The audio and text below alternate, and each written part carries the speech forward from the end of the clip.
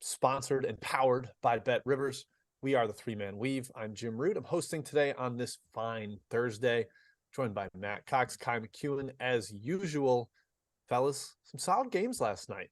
Big East, always some excellent games out of that conference. Kai, did you have any exciting takeaways from the Wednesday that was? Jim, it was an odd day in the WAC, the Western Athletic Conference. New Mexico State beat SFA for their first win of the season in the conference. Abilene Christian beat Seattle by 15 on the road. And UT Rio Grande Valley almost beat Sam Houston State, the best team in that league. Lost by 2 points. Yeah, very strange WAC day indeed, Matt. The wacky whack. And of course, Matt, you know what I'm going to say here. MIZ. Yeah, nice ball club. You guys are really fun. We are fun. We are a fun team. That feels really good to say as well. Feels good. Shouts to Dagan and his Pirates with a late little surge to continue to send St. John's into a tailspin of the season. Sorry, Mike Dagan Anderson. is. Suitcase Mike. Dagan is our producer. Everyone knows Dagan. Come on. He's part of the crew. If you don't, mobsters, he's basically one of us. You just can't see his beautiful face. Also, if I had Providence's good fortune betting, man, I'd be a rich man. My God, what a disgusting shot. But they did lose, but they did cover, which is all that really matters in this business, boys. So two really good teams out there in the Big East. I continue to be impressed by that league, top to bottom. And finally, Oklahoma State owns OU, Jim. That bedlam has looked awfully lopsided the last few years. Yeah, really has. Impressive stuff by Oklahoma State. They talked on the broadcast about how they sort of reinvented themselves a little without Cisse by necessity, without his injury, and I think it's actually benefited them. Yeah, my takeaway was Ed Cooley as a dog finds a way. Kai, yes, no? Did you get it? I realize you're doing a movie thing. I just can't recall off the top of my head right now. It's supposed to be Goldblum. Life finds a way. Yes, Jurassic Park, of course. Yes. Yeah, impressive stuff. Yeah. I mean, only a 3-point dog. They still cover, but don't win. That's just classic Cooley stuff right there. And Pitt, get in my tourney. How about that? On the road, sweep UNC this year. I think if you said the Panthers were going to sweep preseason #1 North Carolina, people would have lost their minds. But they did it, and they're looking better and better for a road Q1 win. That's how you do it. Hey, Jim, little feedback. You're quiet. You're quiet, Jim, per the chat. Ooh, okay. We'll turn it up a little bit. Yeah. See what we can do here. I think usually I have it closer to my mouth too. So as one of you talks about this first game, I will raise my volume or my microphone. Kyle, kick it to you then. Big one in CUSA, Florida Atlantic at UAB. Indeed. FAU, maybe their most likely chance at a loss at this stage. Mm-hmm. But man, it's right around a pick. UAB -1, favored over the ranked team. Kai, this is the crazy line. We got to bet UAB, right? You can if Jelly Walker's in. His status is the handicap to me. Everyone seems to be waiting for this. The line really hasn't changed. It's -1 at BetRivers, -1.5 elsewhere. Line hasn't really moved. If he's announced out, this line will go towards FAU and vice versa. If he's announced in, UAB will probably end up 2-point, maybe even 3-point favorite. UAB had FAU on the ropes at their place. That's very hard to do. Now, Walker had 21 points in that game, and starter Ty Brewer was there too. He was out last game. I don't know if he's going to play this game. He was away from the team for disciplinary reasons, as was Javian Davis, not that important of a player. UAB was also 10 for 20 from 3, Matt. That helps. FAU is unquestionably the better team right now, unquestionably the more complete team. They're playing better. They're healthier. But UAB is still talented. And with Jelly Walker in, I would actually lean towards UAB. It's an enormous spot for them. I think they can compete.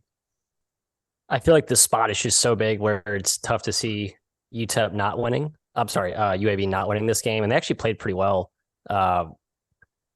last game with that like really shortened rotation. But man, that's a team we thought had a ton of depth, and you take out those key pieces. I know that, Jelly coming back would be huge, but man, it's like a 6.5 man rotation right now with the guys they have in there. That said, I do think with the time off coming from last weekend, very impressive win at Rice with the guys they had there, Jim. I do think UAB wins this game, but why on earth would you fade FAU? Like we've said it all year. I just, good luck to you. I actually lean FAU just because it's just one of those teams that I want to just put everything else to the side and just say, I like this team. I like where they're going. They still have some upside too. 3-point shooting splits in conference are actually, they're not shooting that well, and teams are shooting well against them, but they dominate the paint. So, and they have shooters. You could actually, there's a little bit of upside if they start making outside shots. So I'm going to continue to go hoot with my Owls. Yeah, I just think they're awesome. Matt, this reminds me of 3 years ago when Wofford was incredible. and they went on the road to UNC Greensboro, who almost got them in the first game. Oh yeah, we And bet the we were farm. like, oh, gotta bet Greensboro. UNC Greensboro, gotta bet them here. This is where they get them. And then just a totally dominant, we are the best Wofford performance. I could see that happening with FAU if UAB is shorthanded. There's a lot of chatter in the chat about Jelly Walker. I promise you, no one knows if he's playing, because Jelly Walker doesn't know if he's playing. It is like he warms up pregame, and if it hurts too much, he doesn't play. It's a pain tolerance thing.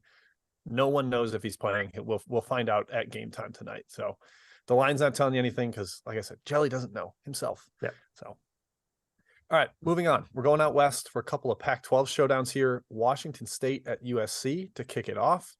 Matthew, USC laying a touchdown at home to Washington State, who's been a lot more competent lately. They got TJ Bamba back. Does that make you lean towards Kyle Smith and your data raid boys?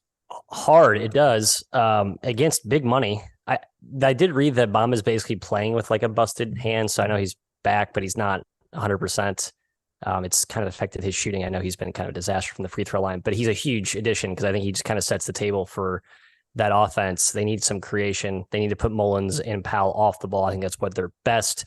But they have some good inside out balance with Key up front and those guards all intact.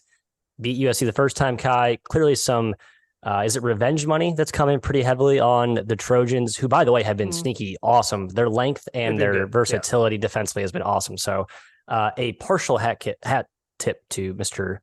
Enfield. Not going to back the Cougars here, but that is where I would lean at the current price. Hey, here's a fun fact about USC.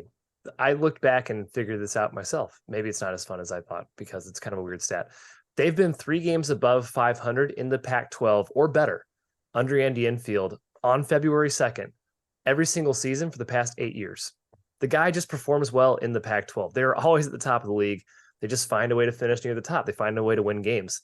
Wazoo did pound them in Pullman. They led by as many as 15. But that's what shooting splits get you. 14 for 29 from 3 in that game was Wazoo. 3 for 18 was USC. Wazoo maybe shoots that well again. They are pretty good from the perimeter. I think they find success there, get open shots certainly against USC. But I don't know if USC is shooting like that again.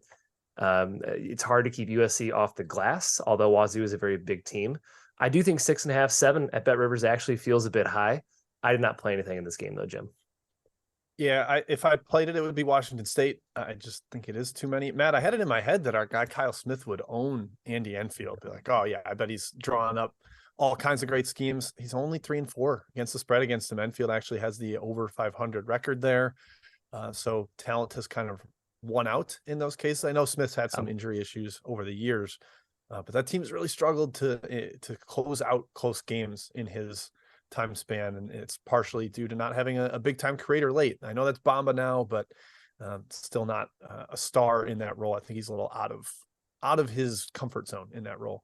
But 7 points still would be too many to me.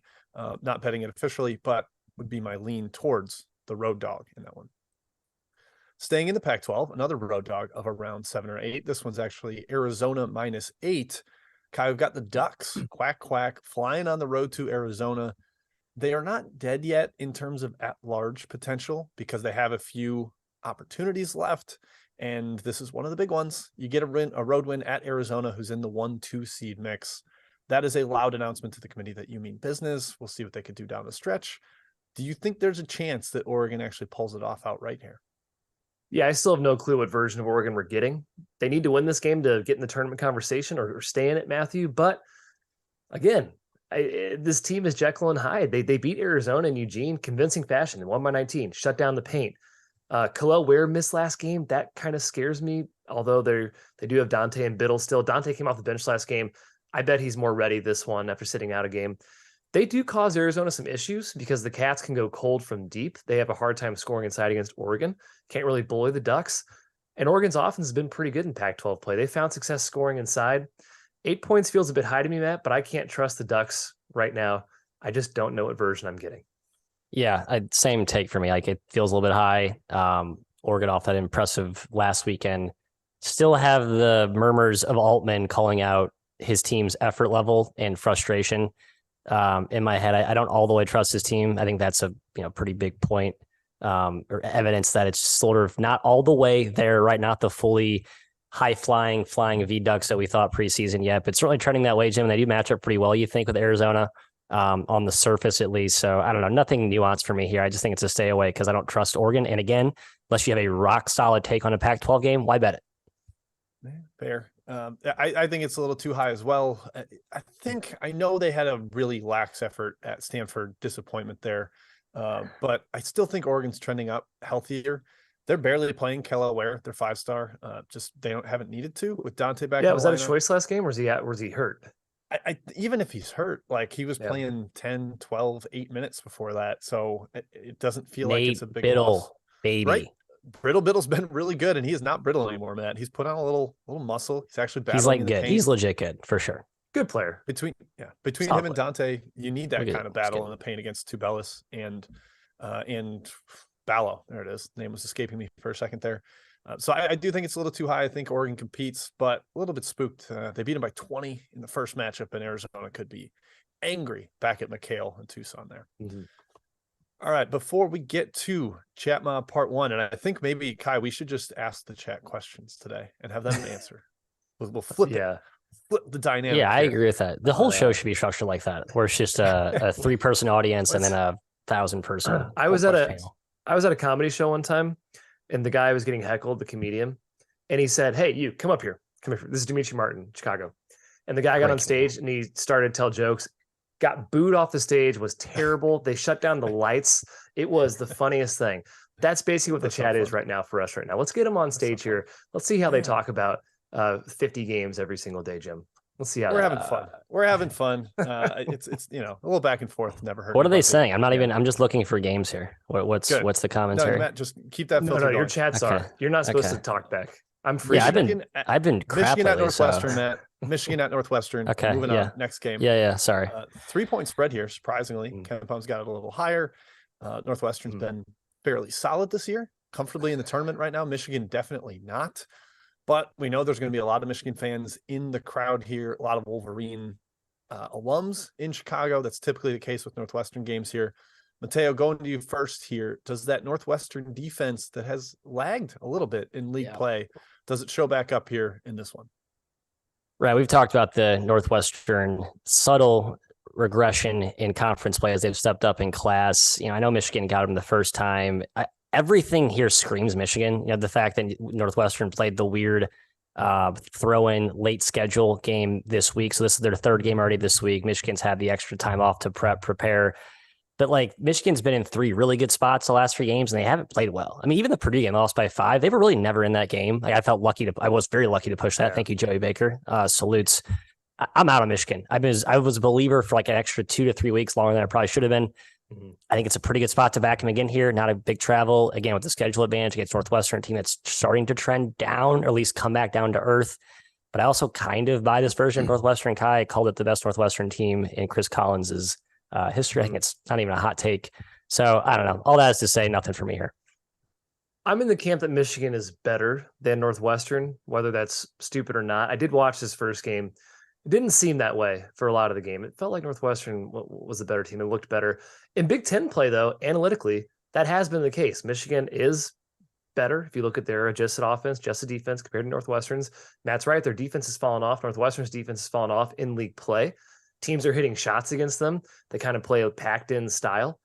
And the Cats don't rebound. They don't defensive rebound. That's tough against a guy like Hunter Dickinson, clearly one of the best big men in the entire country. Offensively, you have to stop Boo Buie, chase out D's. Those guards can really change the game. They do hit tough shots, and you have to get on Robbie Barron.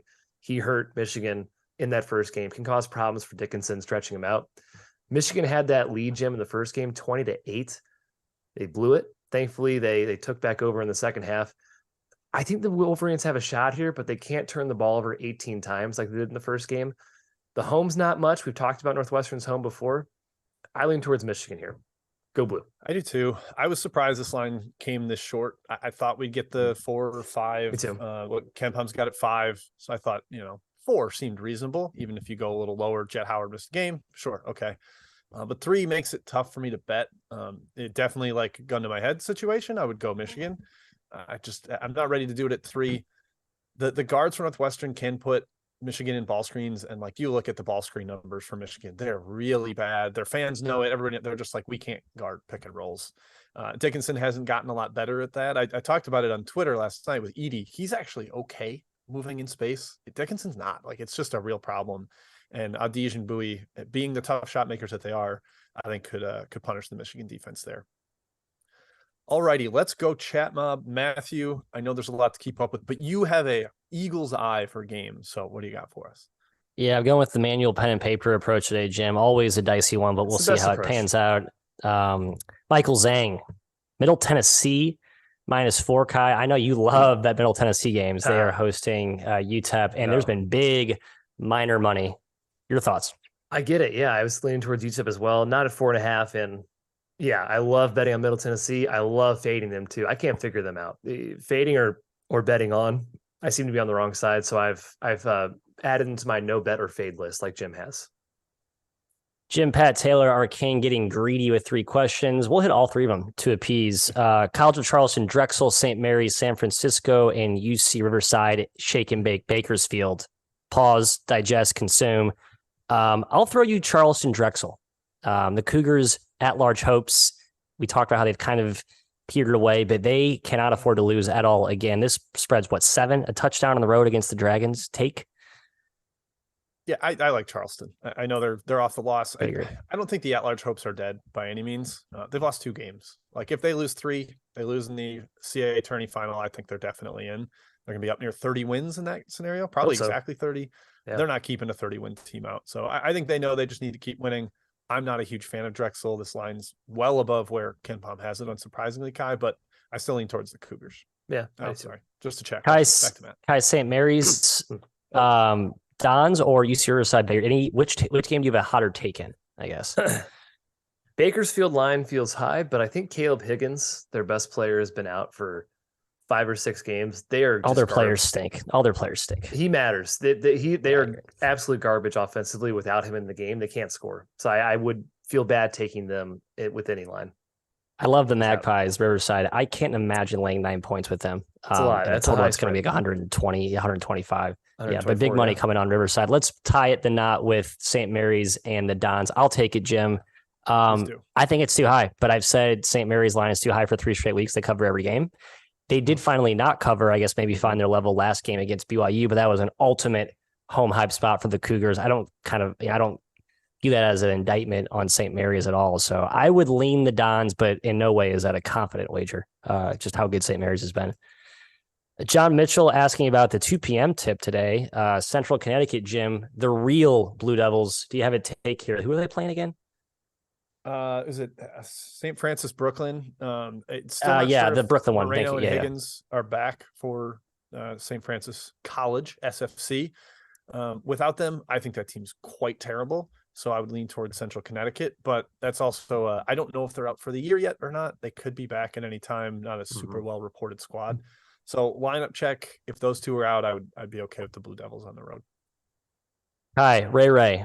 2 Summit questions. I'll give you both. How about that? He's going to back the Stars. He's looking to back Western Illinois -1 with Trenton Massner, who has been an absolute fireball. And Jim, your favorite, Grant Morgan, North Dakota State -1.5. Any take here on the Summit action? Back the Stars, like the Summit Star, the star players. Yeah. Trenton Massner. Yes. I thought this spread was not great. I lean towards Denver. I'd have them favored, but I also look back and looked at Denver's past games. They've been really poor lately. Yeah, there is the injuries are catching up to them. They're not deep, and they miss Porter and they miss the extracurricular stuff too. Outside of the the actual real life world appears to be affecting them a little bit. So I stayed off this one from a side perspective. Yeah, Matt. Obvious brain leans North Dakota State, and the other one with South Dakota. But I need to. I don't have time to pull it up in Bet Labs right now. But I think teams that lost their previous game by like 40 are actually pretty good against the spread. Good bets, right? Yep. And South Dakota just got absolutely pummeled. Now they're back home. Maybe they trend up, but North Dakota State's like clearly playing better. So tough to say. Yeah, actually, Denver was in that spot I think last weekend after the Earl Bob demolition. I don't know what happened there. I forget, but yeah, I like that angle, Jim. Kai Durko asking about Kenny Seesaw -4. I like where he's putting where his head's on this one. Short road favorite at Bellarmine. I love Kennesaw, man. They can shoot it, probably soften up that defense. Low total too, 130. Man, that's low. Yeah. I love Kennesaw too. I haven't been able to back them because their spreads have been frankly higher than what I've been making. Bellarmine's tough at home. The A-Sun in general is tough at home. Their home teams have been covering more often than not in that conference. I stayed away. I was too scared, Matt. I love my Owls as well, but they are respected for a good reason in the market. Jim, sending you out west, Lonte asking about Cal State Fullerton hosting the Beach. Big beach money coming in here down to Fullerton -2 on the LA proper. Your thoughts? Yeah, I lean Beach as well. I know Joel Murray is out, but I still think Beach is the better team. I believe our good friends RAS gave out the under on their show today. I lean towards the over, so I'm not going to mess with that total because I do think I respect their totals work. Yeah, but I lean towards Beach on the side. Hi, staying west, Sacramento State playing the juggernaut that is Eastern Washington, looking to go to 11-0 in conference play today. Do you like the home team here and basically a pick 'em with big 7'5" alien Callum McRae inside? This is my Callum McRae. Gosh, impression. I think I totally Sacramento State, Eastern Washington. Yes, I caught Washington. And I was like, is UCLA undefeated in the Pac-12? That threw me off. Oh, I'm sorry. Eastern Washington. That's yeah, my fault. No, I think you did. The Red Eagles. The Red Eagles. I was thinking, this feels like a game Sacramento State wins. And it's just a gut. There's no reasoning for it. Sacramento State's a tough team.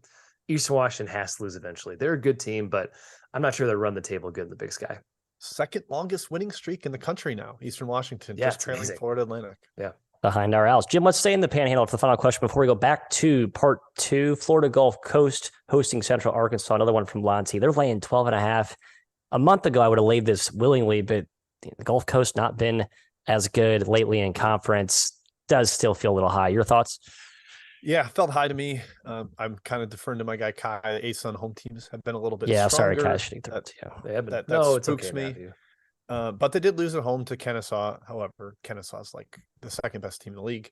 So I'm sitting it out, Matt. Central Arkansas is a team that could get just pounded inside, and Gulf Coast is capable of that. Home win percentage, number 2 in the country. 69% of teams win at home in the A-Sun. That's not against the spread, straight up. Ooh. That's the second highest rate in the country. WAC number 1 to geographically vast conferences. Kyle, last one at the horn. Do you have a take on BYU hosting LMU, who has been maybe the hottest team in college basketball, but there's been BYU money up to -5 at home at the Marriott Center. Do you like the Cougars? I know. I saw that. BYU took some money. I lean LMU, man. I'm really in on this team. They're very, very good. Not interested in fading BYU at home. Also, Traore was supposed to be day-to-day. He's iffy. Yeah. He's iffy for this game. If he's out, man, that's a steal for LMU. Matt, I agree. Issuing a correction for you. I think Kai's wacky whack takeaway, it knocked the WAC down to like 5th in home win-loss percentage. That's just last night? It is 5th. Holy cow. Okay. Stephen F. Austin went on the road. We had Alan Christian went on the road. So got knocked down. America East, number 1. How about that? That makes absolutely no sense to me. We will go back to the outline for part 2. All right, back to the outline. And we went into the outline or into the chat mob with a Big Ten game. Coming right back out with one. Wisconsin at Ohio State, a whopping 7.5 point spread here for the way Ohio State's been playing. Just gut punch me as a high number.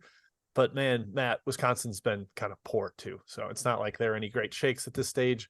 Big bubble battle. 2 teams that are right straddling the cut line are probably on the outside looking in. Need a big W here. Which way do you lean? Yeah, it's a bad team versus a team in bad form. It felt a little high to me. I actually leaned Wisconsin for the first time all season. I almost bet them. I feel like I should bet them because I did bet them when they beat Marquette. Let me beat my chest there real quick, but no, not doing it. I watched this Wisconsin team play. I get the heebie-jeebies, and the way Ohio State's offense has been hijacked by Bryce Sensabaugh and his gunning. I just don't like the way they're playing. So hard stay away. I wish either team was playing another team so I could fade them. Yeah, for the nth straight game, this spread feels high for Wisconsin, in my opinion. But I have given up. Their offense is putrid. Since Wall's return, the first 2 games weren't terrible. 1.05 points per possession, then 0.96 against the Terps, then 0.81 against Illinois. And I made the mistake of watching that Illinois game. It was bad. And Tyler Wall's O rating has been really bad this year as well. And he's very important for this team, clearly is, but their offense struggles too much. Ohio State's in desperation mode here. They have a very good offense. They're much more athletic than the Badgers. Can they stop Wisconsin?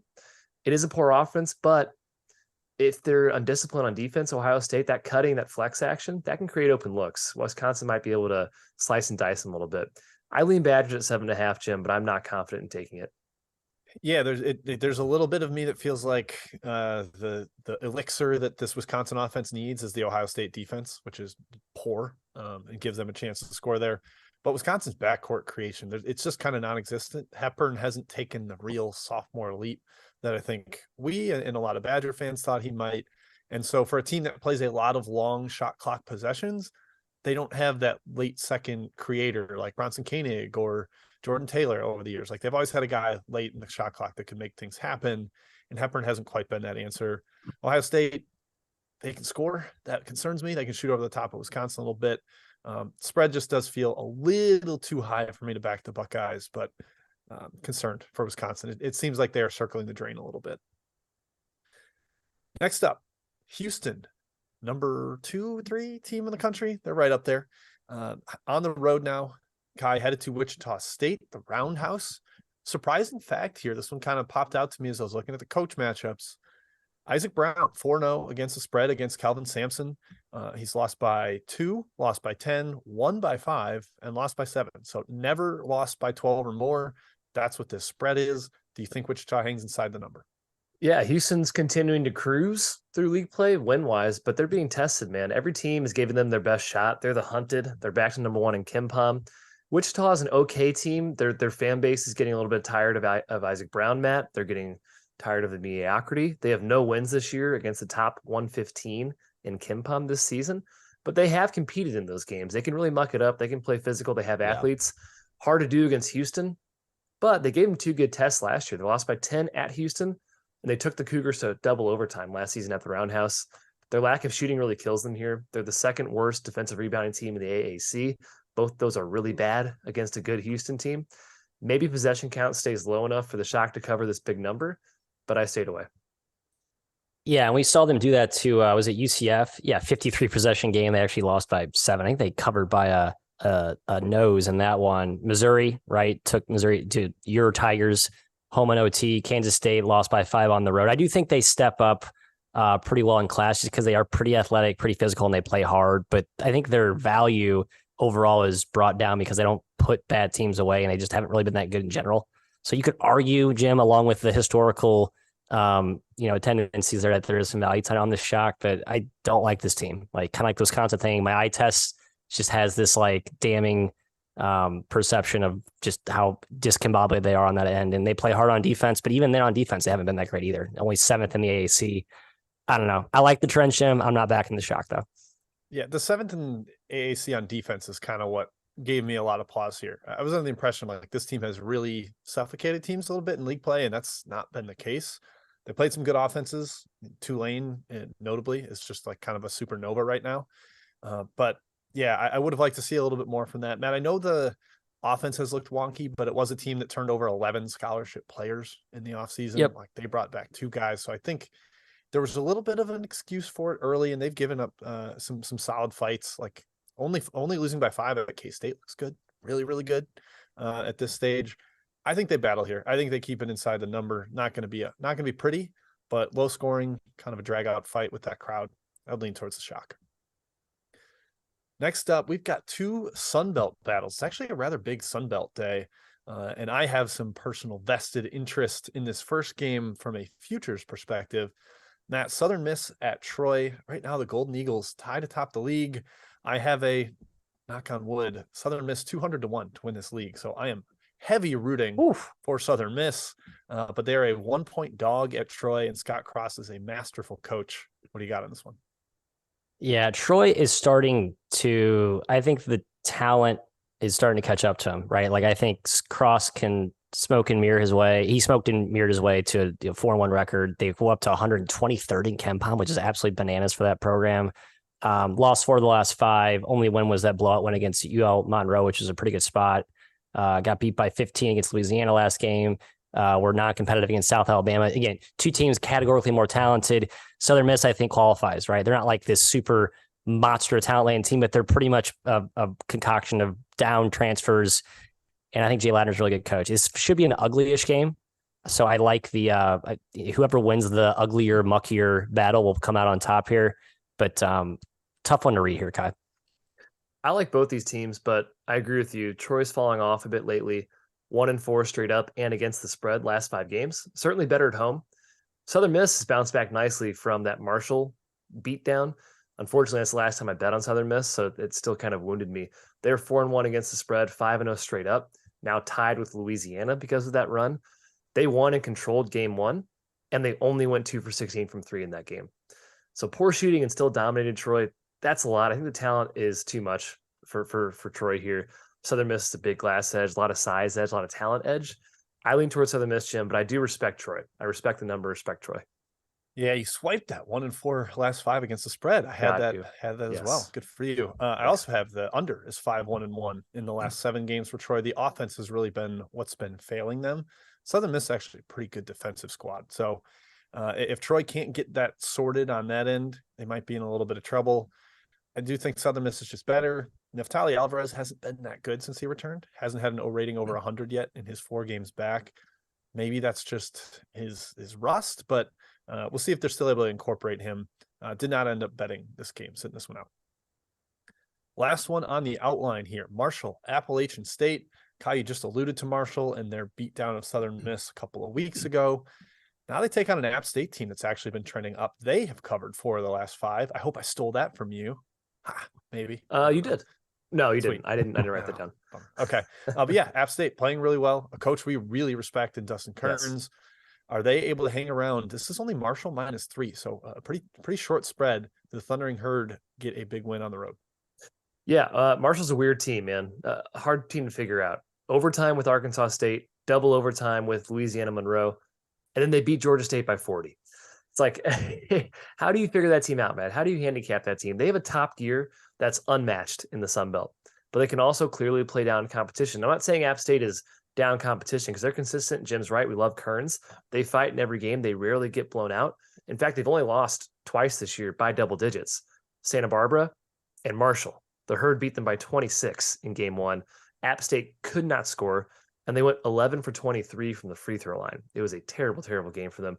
I expect a much better fight here from App State, but Marshall just doubles them over in talent and potential and top gear. I have to lean their way on a short number. Yeah, and size and length too, right? I mean, App State's more Everything. Of a like just a perimeter oriented switchable type team, but Marshall just comes at you with monsters, and just with that defense they play, I do think that gives App State some issues because Kearns runs good stuff, but the defense that D'Antoni plays with their zone and their lane can kind of throw them out of that. I kind of agree. I think everything sets up here for Marshall. I know they've won. App State's won 3 in a row, but I'd like the Herd here. In general, the Sun Belt teams that look dominant in non-conference that have kind of struggled to start conference play, I'm kind of looking to maybe back them from here going forward, like your Marshalls, your James Madisons. Just a weird angle I have as in my little notepad here, Jim. We'll see how it pans out. Jim is frozen, or I'm frozen. No, we have lost him. He's frozen. He's actually, he's actually just holding a still pose right now in a very impressive way. Statue. It's incredible. Let's give him 5 minutes. No, it's not. He texted the internet died. Matt, you go chat mob? Let's do it. We'll go right to chat mob, Kai, and a lot of you, obviously. Unless you want to phone in. You take every other I'll take a few. Maybe we can get Dig into Fogan, Pat or Scott here to join us here. I'll go right to Scott's first question. There's a thing from Scott, no injury reports. Yeah, I wish college basketball had injury reports, man. Holy cow. How much easier would betting be? It'd be fantastic. Be great. Unfortunately, there's no injury reports, especially for the Sun Belt. Who knows? No one knows. Teams Injuries are poorly covered. Don't matter. Pay is terrible for beat writers, that whole sort of thing. Hey, Jim's back. Jimbo is back. Now he froze again. All right, Matt, you go chat mob. Hi, 3 Pac-12 questions. Kick us off. Scott asking about Stanford at Utah. Some money coming in on the Cardinal on the road at altitude. I acknowledge that I may have overreacted to my Stanford hate. This team is talented, and yes, they could be undervalued. They're still not good. They're not good, but they might be undervalued at this point. Yes? No, they're still a bad team. No, they've always had talent. That's not their problem. Their coaching's really bad, and it permeates throughout everything they do on the floor. So yeah, offensively, Utah there's no sync. I agree. Graham asking about Cal catching 16 at Colorado, the other elevation trip here.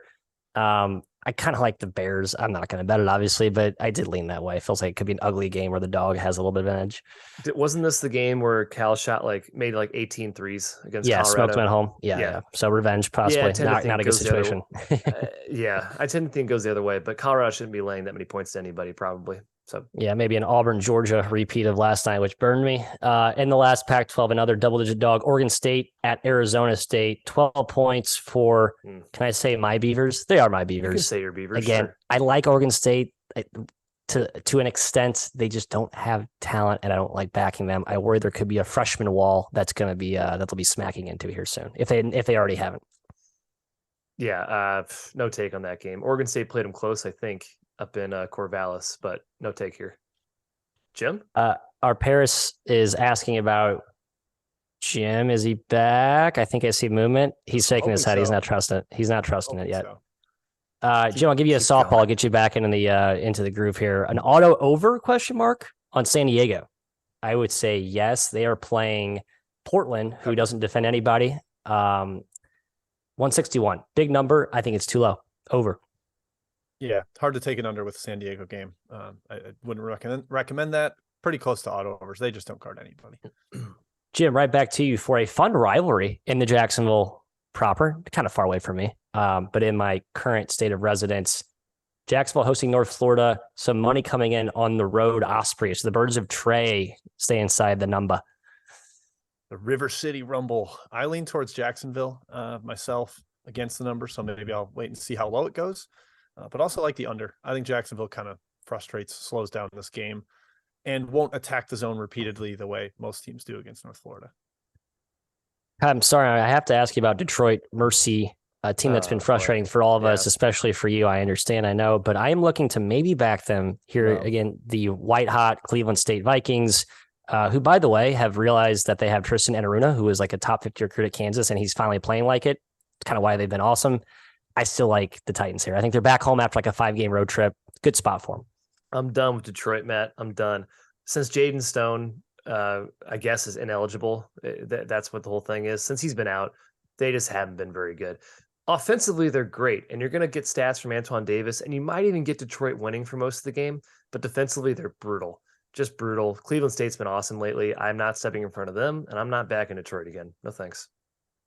Yeah, +1. Cleveland State money, can understand it given how well they've played and how disjointed the roster has been all season for the Titans.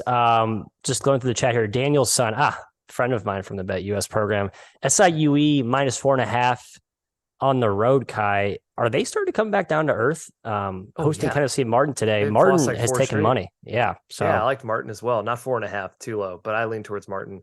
This SIUE team is kind of broken right now. Tend to agree here. A few others. Let's see here. I think I may have missed a couple. I'm sure I missed many, actually. That's okay. That's all I have. Just move on right now. Hey, chat, you have 2 seconds to pepper in some questions here. Otherwise, I'm going to write to best bets and I guess just lollygag here. Delaware -9 from Gray at the Horn. I have no take on Delaware. Monmouth. Monmouth's just bad. Just kind of. They've been playing better. Monmouth has definitely been cover machines, man. Yeah. Speaking of bad teams covering spreads, how about the Ooey Pooey Jaguars? Another cover 3 points with the elementary school kids screaming at the top of their lungs to fuel them to a nice little cover there. I'm bringing up this. Yeah, Monmouth is 3-1 against the spread last 4 games, and IUPUI has covered a ton of games in the last several games. I can't even count, man. It's like 12 of 14 at this point. Incredible. IUPUI is 11 of 13. Yep. Jeepers, insane. Creepers. Unbelievable. Jim, I'll give you one more here at the buzzer. Utah Valley laying 5 on the road at Utah Tech. I had a really strong Utah Valley lean in the first one at Utah Tech, and Tech competed, surprisingly. They are healthier now. At Valley, excuse me. Now it's at Tech. I still like Valley. Am I stubborn, or do you respect, or are you going to ride with me with my Wolverines? I'm going to sit on my hands, Matt. The whack is wacky, and I have not done well betting it, so I wish you the best of luck. Thank you. I'll need it. Kai, our guy Ebe just chimed in here. Got to acknowledge his question. UNC Wilmington laying 7 against NCA&T. Big money in this game coming in here on NCA&T. 8.5 now. Yeah. Now it's 8.5. Okay, so actually a little bit of buyback there. Wilmington's been off for a while. That's my only angle with this game. Maybe people are betting against the rusty team. I don't know. Anything here for you? I got nothing. I have a hard time believing people have sophisticated angles. That's moving lines in Wilmington A&T. I would agree with that for sure. And of course, we talk about my bows, Lessman, Hawaii, UC Davis, Jimbo. This was another RAS under. I like the bows. They also took money on the side. Anything for you? No, I'm deferring to you. You're the Bows man. Come on. I like the I would bows. never I dare like the bows. That's my take. commandeer a Bows take. Good, good. No, I like the bows here. I think they handle UC Davis's pressure. Coleman and McClanahan, while they're not like elite shot makers, I think they're sound and solid. Get the ball inside. I think the length and physicality wins out. Despite. Sorry, I think the line has gone this way already, but Inigwe missed last game for UC Davis. He's pretty important. He must be out again if it's going to two. Yeah. It's time for best bets. And who's going to start us off here? I guess I will. You, Mateo. People have been people know what my best bets are. They can pretty much read through my stubbornness and my favoritism for my favorite teams. And yes, I'm backing one of them. That's Oakland -2.5. The Grizz, Greg Campy. Tough loss to Robert Morris last Sunday on the road. It was a tough spot, though. Had a really solid effort at home against Youngstown, a game they covered fairly easily. They looked really good the games before that.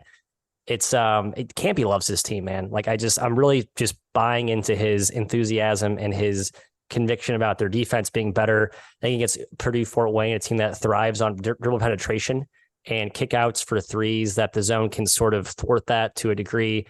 Fort Wayne struggled really badly with Northern Kentucky zone. I think they're just much better as a man-to-man offense. So taking Oakland here at home, laying the short, 2 in the hook. Hi.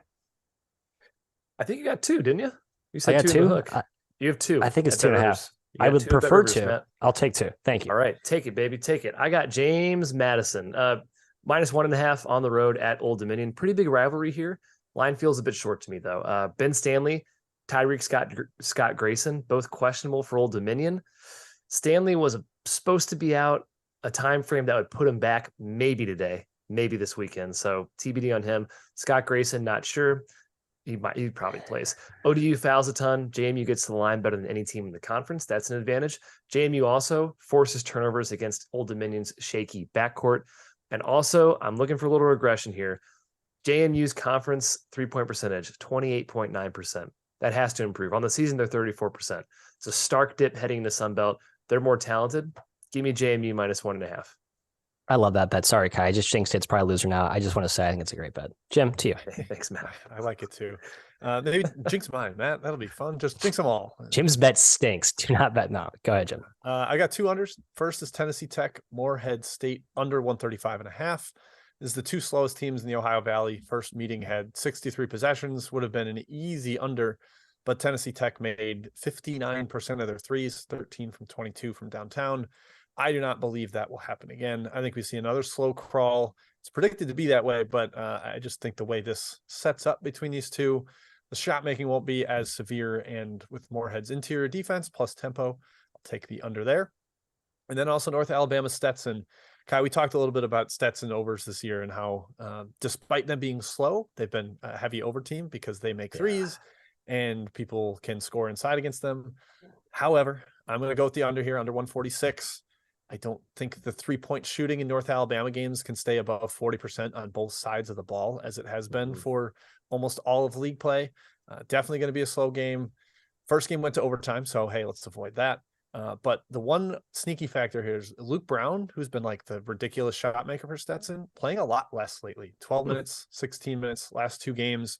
There has really hurt their offense. They've scored less. What, Matt? Can't guard. Well, yes, agreed. Defense. That's why. So less minutes for him is doubly helpful to the under. You take out a 50% 3-point shooter and a guy that can't play defense. Hopefully will help the under there. That's it. That's my best bets. Glad I got back to pitch those to the people. Internet hiccup today. Man, this building's been flawless internet-wise until today. So it has been pretty good. We'll allow it one hiccup. I can see defeat there. Technology stuff. Lively day in the chat. Thank you everybody for tuning in, for being active. We enjoy it. We love the two-way interaction, even if there's some little chirping back and forth. It's all in good fun. This has been the Best Bets show on the field of 68. Thank you to BetRivers for sponsoring us. Thank you to Dagan behind the scenes, our faithful Seton Hall producer. We will see you all again on Saturday, 10:15 a.m. Central. We're off tomorrow and Friday. Good luck tonight. Good luck Friday. See you Saturday.